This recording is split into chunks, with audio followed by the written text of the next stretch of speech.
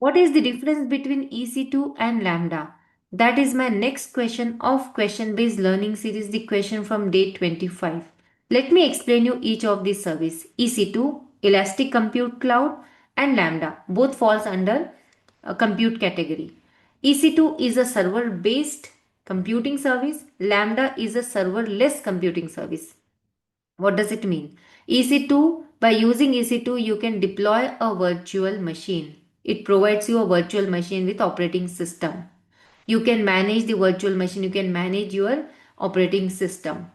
That basically it is EC2 is an unmanaged service and Lambda is a managed service. Now what does a managed service means? A managed service is the one that is managed by AWS. The underlying resources are provisioned and managed by AWS. That is what is serverless computing. Neither you have to deploy a server nor you need to maintain a server. That is what is serverless computing. So the underlying resources are provided by AWS and maintained and managed by AWS. So you do not have to worry about the scalability, availability or performance. That is completely taken care by AWS. So Lambda, the advantage is that it provisions exact amount of resources as what required, neither over provisioning nor under provisioning. And as I said, you don't have to worry about scalability and all. That's completely taken care by AWS. Coming back to EC2, EC2 is an unmanaged service, so you need to manage it. You need to size your EC2. You need to scale it. You need to make it available. You need to look into the performance issues and all that stuff. So that is completely in your control. That is your EC2 service. And the next important thing is like what is the main use case of EC2 and Lambda. EC2 is suitable for big enterprise application. It is suitable for you want to deploy a database, you want to create a multi-tier architecture. You can do that on EC2. You can even use it in machine learning environment to develop a model, to build your machine learning model or to deploy the machine learning model. So it has got multiple use cases, but it is suitable for big enterprise application. If you want to keep the application continuously running, you better opt for EC2. Coming back to Lambda, Lambda is suitable for functions. Lambda, basically we use Lambda service to deploy a function. We can deploy small application. It is not suitable for big enterprise application because it has got limited set of resources. The next important thing is that Lambda is a event driven programming. Now what does that mean? It means Lambda need a event. Lambda need a trigger to execute a function. It cannot run your function continuously. So based on the trigger, the function gets executed.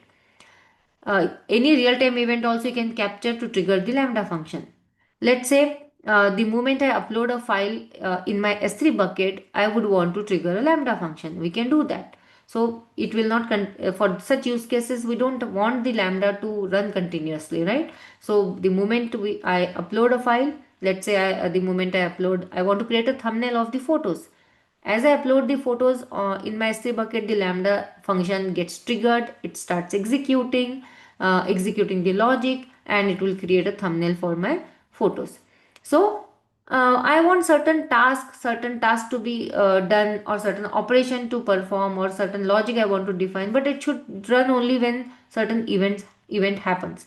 So Lambda is the service for that. Or Alexa, right? Alexa is the best example for Lambda. You give voice instructions to Alexa, and Alexa take your instruction, executes it, and does provide you the outcome. So that is behind the scene. Alexa is triggering the Lambda function for you. That is so as I said, one is server based, the other one is serverless. Now the next important point which I would like to highlight here is cost effective, because it provisions the exact amount of resources, right? So that is the advantage of Lambda, and you are charged only for the execution time of your function. So from that perspective also it is cost effective. Wherein EC2, you are charged for the whole EC2 instance, right? So you have to look into the correct sizing of the EC2. So that since it's an unmanaged service. Okay, so these are some of the differences between EC2 and Lambda. Hope you found this information useful for so if you're looking for more such content, subscribe to my channel. My channel name is DUK, and stay tuned for my next question. Until then, keep learning.